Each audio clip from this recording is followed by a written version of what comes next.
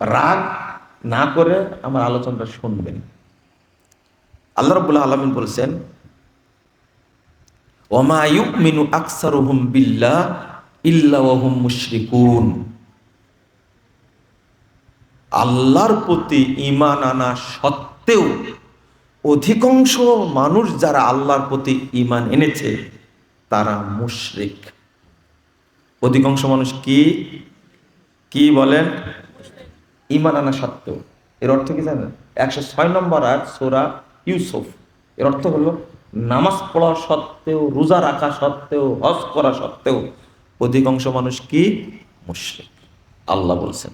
2 সূরা আনকাবুত 52 নম্বর আয়াত আল্লাহ বলছেন,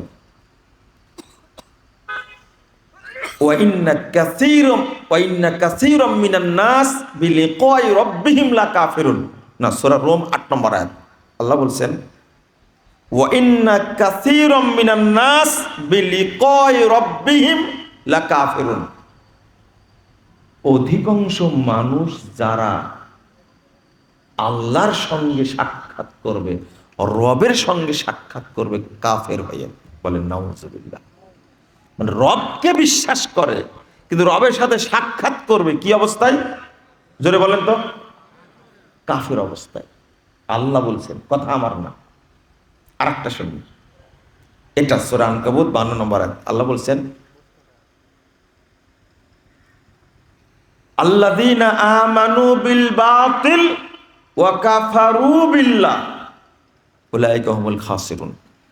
যারা বাতিল বিষয় বিশ্বাস করবে, বাতিল জিনিসকে বিশ্বাস করবে, আল্লাহর সাথে কুফরি করবে, কিয়ামতের দিন ক্ষতিগ্রস্তদের অন্তর্ভুক্ত হবে, জাহান্নামীদের অন্তর্ভুক্ত হবে।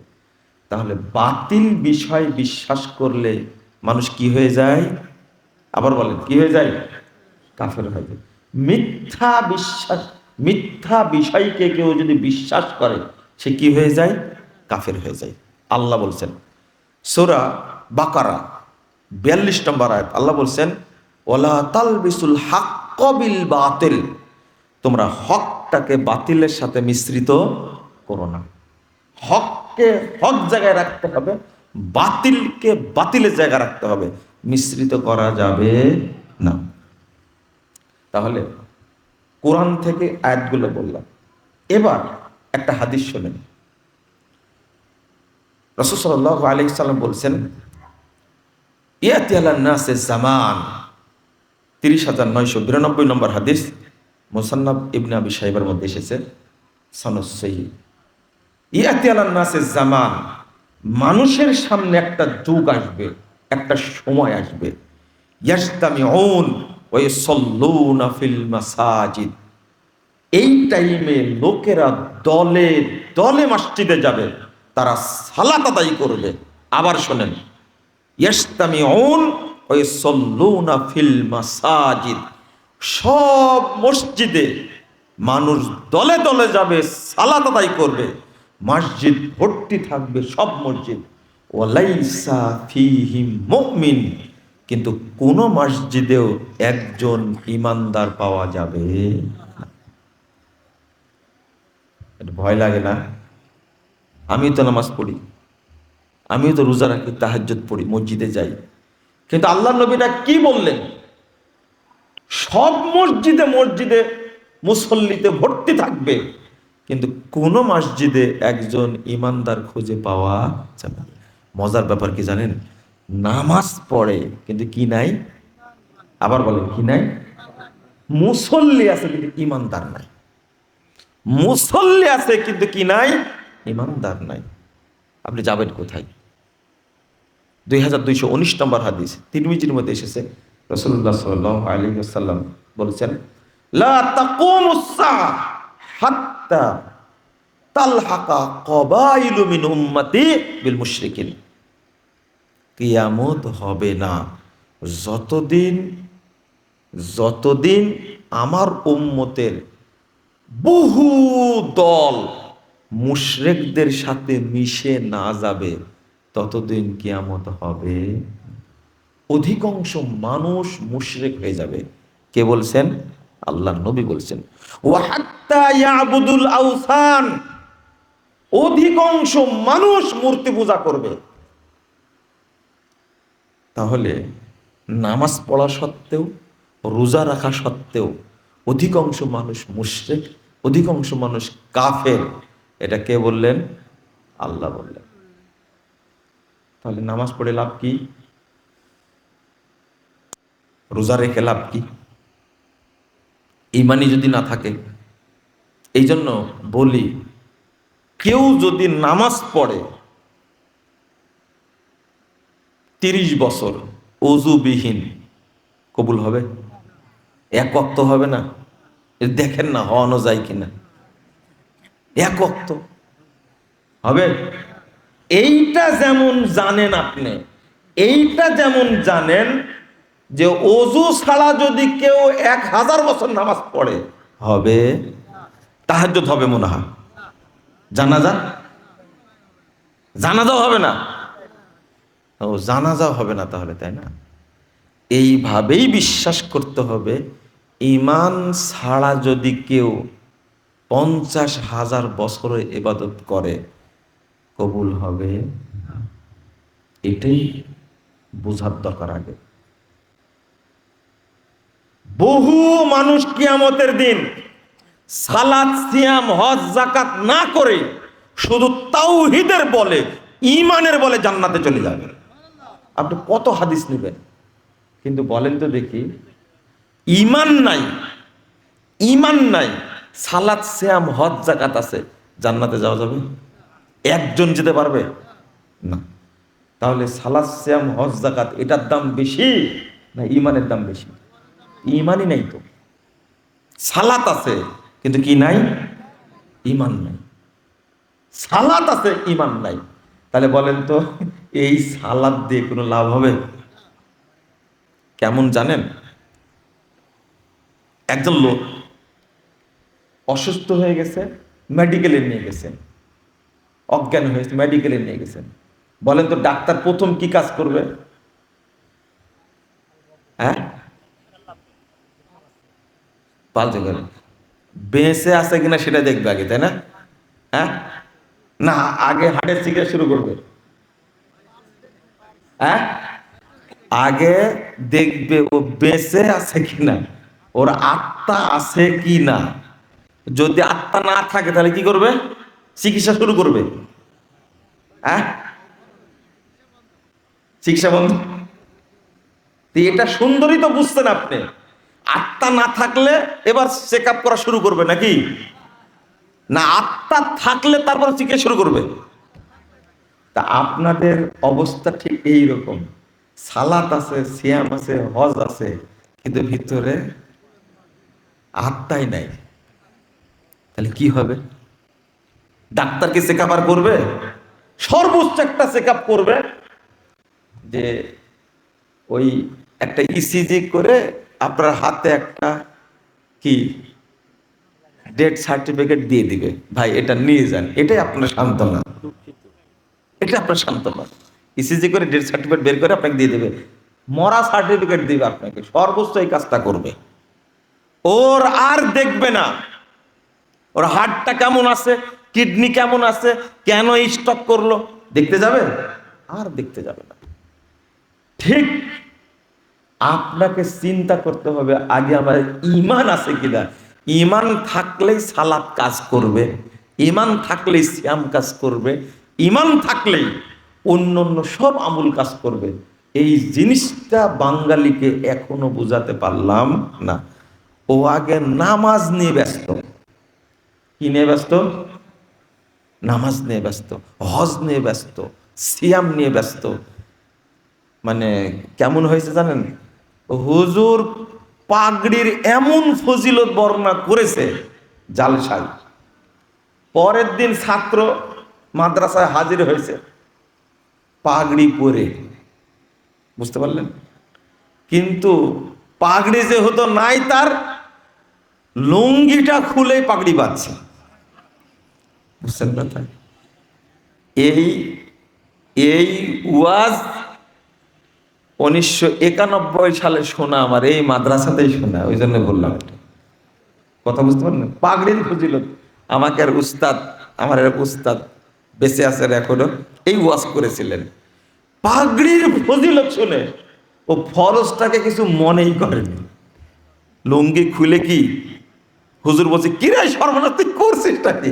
বলছে হুজুর পাগড়ির যে ফজিলত, আমার পাগড়ি নাই, শেষে চিন্তা করলাম লুঙ্গিটাকে পাগড়ি বানাতে হবে, ফরজ বাদ দেখি। বুঝেননি মনে হয় না? পাগড়ি পরা কি, কে বললো সুন্নাত? এটা পাগড়ি পরা মুস্তাহাব, এটা কি মুস্তাহাব, ভালো, কিন্তু সতর ঢাকা কি ফরজ। ফজিলতের ঠেলায় ফরজই গেছে। ঠিক আমাদের অবস্থা হচ্ছে, একটা কথা বললে খুব খারাপ লাগবে কিন্তু কথাটা বাস্তব। ছেলে ছাগল নিয়ে চলে আসছে বাড়িতে, ছাগল কিনে আসছে। কিরে ছাগল কিসের? তা আকিকার ছাগল। আকিকা ছাগল কার? বলছে আমার। ও কিন্তু বিয়েই করেনি। বাপ বলছে তুই বিয়েই করিস না কোনো, তা আকিকার ছাগল কি করবে? তো বাপকে বলছে ছেলে, তো এটা তো খুব ভালোই বুঝেছো তুমি, তুমি নামাজ পড়ো না, হজে যাওয়ার জন্য রেডি হয়েছে কেন? বুঝেননি? তুমি নামাজ পড়ো না কোনোদিন, হজের জন্য টাকা জমা দিয়েছে না, ওই জন্য তো আমি আগেই ছাগল কিনে নিয়ে আসছি। আমি ছাগল পুষি আগে, বাচ্চা হোক আর চাই না হোক। ও কেমনে কনফার্ম হলো? আমাদের দেশের ইসলাম সবাই এইভাবে মেনে চলে। কথা বুঝতে পারলেন? সবাই যেটা আসল তার কোনো খবর নাই। আমাদের ইসলামী দলগুলো আছে না, সবার একই অবস্থা, ওরা আকিকা আর ছাগল পুষতেছে কিন্তু বিয়েই হয় না এখন পর্যন্ত। যেখানে ইমানই নাই সেখানে অন্য কিছু খোঁজ করে কোনো লাভ আছে বলেন তো দেখি? এই জন্য ইমান আছে কিনা। যেমন আজকে কয়েকজন ফোন দিছে, কি বিষয়ে জানেন? যে ইরান আর আমেরিকার যে যুদ্ধ হচ্ছে, কিছু বললেন একটু, কথা বুঝেননি? আপনারা তো শুনতে রাজি না এটা, তাই না? হ্যাঁ শুনবেন নাকি? কবরে কিন্তু এ বিষয়ে জিজ্ঞেস করা হবে না, এটাও বলে দিলাম। কবরে জিজ্ঞেস করা হবে না, এটা বলে দিলাম। জিজ্ঞেস করা হবে কি নিয়ে? তুমি কোন দল করতে, তাই না? হ্যাঁ, এটা জিজ্ঞেস করবে না? আর একটা জিজ্ঞেস করবে তুমি রাজনীতি করতে কিনা, এটাও না। নামাজ পড়তে কিনা, এটা জিজ্ঞেস করবে মনে হয়, তাই না? হ্যাঁ, এই তিনটা প্রশ্ন আছে। আছে, রাজনীতি প্রশ্ন নাই, তারপরে রাষ্ট্রনীতি নাই, কোন দল করেছে সেটাও নাই। তাহলে এইটা নিয়ে আপনি এত চিন্তা করেন কেন? প্রথম প্রশ্ন হবে মার রব্বুক, তোমার রবকে। এটা চিনেন নাকি? আগে বুড়ে হয়ে একবারে দাড়ি পেকে একবারে সাদা ধবধবে পাটের ফেঁচির মতো হয়ে গেছে, জিজ্ঞেস করছে আল্লাহ কোথায়? বলে আল্লাহ তো সব জায়গায়। এ হারামখোর কয় কি? বুঝেননি? এই বক্তব্য দিলেই আগুন ধরে যাবে ভিতরে। এগুলো কথা হলো? এই বক্তব্য দিতে হবে কেন? সারা বিশ্বে তেল সংকট, এটা নিয়ে আলোচনা করবে? তেল মারি তো তুমি শেষ করেছো, আল্লাহকে চিনে রাখবে। তেল মারতে মতো সারা জীবন গেছে, বয়স এখন 95 বছর, ও আল্লাহকে চিনে না, বলতে আল্লাহ সব জায়গায় আছে। যারা এই কথাটা বলে আল্লাহ সব জায়গায় আছে, ও মুমিন না কাফের? খাঁটি কাফের, খাঁটি একবারে ফ্রেশ টাটকা একবারে তাজা কাফের একটা। ওর বয়স যদি 95,000 বছর হয় তবুও কাফের। দেখো তুমি এতদিন কি করলে, কি ঘোড়ার ঘাস কাটলে তুমি? আল্লাহ চিনলে না তুমি? কি জানো তুমি? আল্লাহ কোথায় আছে? সর্বত্র বিরাজমান, আল্লাহ নিরাকার। তো এই এলেমটা নাই কেন তোমাকে যাচাই করতে পারলে না? নবী সম্পর্কে প্রশ্ন, নবী নূরের তৈরি। আহারে 95 বছর বলতে আপনি কি কাঁথা বুনেছেন, কি ধুপি শিখেছেন আপনি? এই এলেমটা আপনার ভিতরে নাই। আপনি চিন্তা করছেন সমাজনীতি নিয়ে, অর্থনীতি নিয়ে, আমেরিকার যুদ্ধ নিয়ে পড়ে আছেন আপনি। ওটাতে কি হবে আপনার? আপনি কি করবেন? মানুষ জাহান্নামে যাবে কেন বুঝতে পারছেন? বাংলাদেশের অধিকাংশ মানুষের আল্লাহ সম্পর্কে আকীদা ভালো না, সঠিক না। আলেমরাই আকীদা নিয়ে বসে আছে। প্রথম জিজ্ঞেস কর মার রব্বুক, এই ব্যাপারে কোনো সন্দেহ আছে নাকি আপনাদের? কোনো সন্দেহ আছে? এটা সম্পর্কে জানো না কেন? ওমা দীনুক, তোমার দিন কি? ইসলাম। ইসলাম সম্পর্কে জানি আমি যেটা মেনে চলি সেটা কি ইসলাম? কে বলেছে এটা ইসলাম? কে বলেছে? আপনি তো খানকার ধর্ম মেনে চলে। মুহাম্মদ সাল্লাল্লাহু আলাইহি সাল্লামের উপরে আল্লাহর পক্ষ থেকে যে বিধান এসেছে সেটা তো কোন আপনি মানেন না। কোন পুঁথির মধ্যে কি আছে? এই খানকা থেকে যেটা পীর বলে সেটাই মানে। চরমুনের পীরের যত মুরিদ আছে কোরআন হাদিস কেউ মানে না, চরমুনের যা বলে সেটাই মানে। ওটা কি ইসলাম? তাহলে কাকে ইসলাম বলছেন আপনি? ইসলামও তো চিনেন না আপনি। মানিকগঞ্জের পীর যা বলে পীরেরা মুদির মুরিদরা তাই মানে। মাছ ভান্ডারের পীর যা বলে মুরিদরা তাই মানে। আটরশির পীর যা বলে মুরিদরা তাই মানে। আল্লাহর নবীর কোনো ধার ধারে না।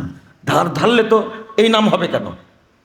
কেউ বলে, একজন বলছে হানাফি, আরেকজন বলছে শাফি, আরেক বলছে মালিকি, আরেক বলছে হাম্বলি, কেউ বলছে শিয়া, কেউ বলছে খারেজি, কেউ বলছে মুরজিয়া, কেউ বলছে জাহামিয়া, কেউ বলছে আটরশি, কেউ বলছে চিস্তি, কেউ বলছে মুজাদ্দিদি, কেউ বলছে নকশবন্দি, কেউ বলছে আপনার ফুলতলি, কেউ বলছে কুতুববাগী, কেউ বলছে দেওয়ানবাগী।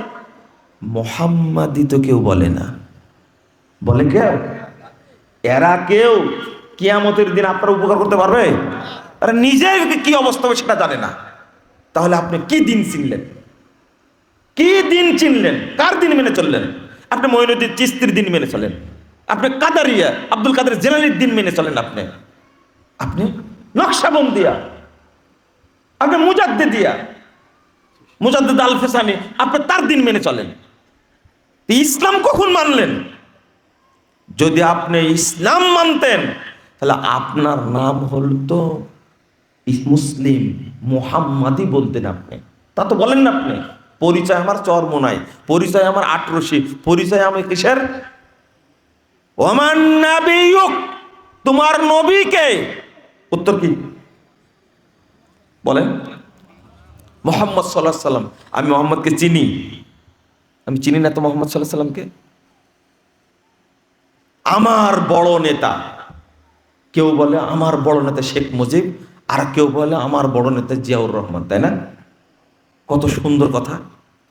আমার যদি নেতা হন, আমাকে যিনি সুপারিশ করতে পারবেন তিনি কে? মুহাম্মদুর রাসূলুল্লাহ সাল্লাল্লাহু আলাইহি সাল্লাম। এটা হলো রাজনৈতিক নেতা। আর একটা ধর্মীয় নেতা, কেউ মুহাম্মদের নাম বলবে না, সব বলবে বিভিন্ন পীরের নাম বলবে, তাই না? লা হাওলা ওয়ালা কুওয়াতা ইল্লা বিল্লাহ। না, আপনার আমার মুক্তির যিনি মানদণ্ড তিনি হবেন আমার নেতা মুহাম্মদুর রাসূলুল্লাহ সাল্লাল্লাহু আলাইহি সাল্লাম। আল্লাহ বলছেন, ইয়াউমা নাদু কুল্লা উনাসিন বিইমামিন, কাল কিয়ামতের মাঠে আমি প্রত্যেককে তার ইমাম সহ ডাকবো।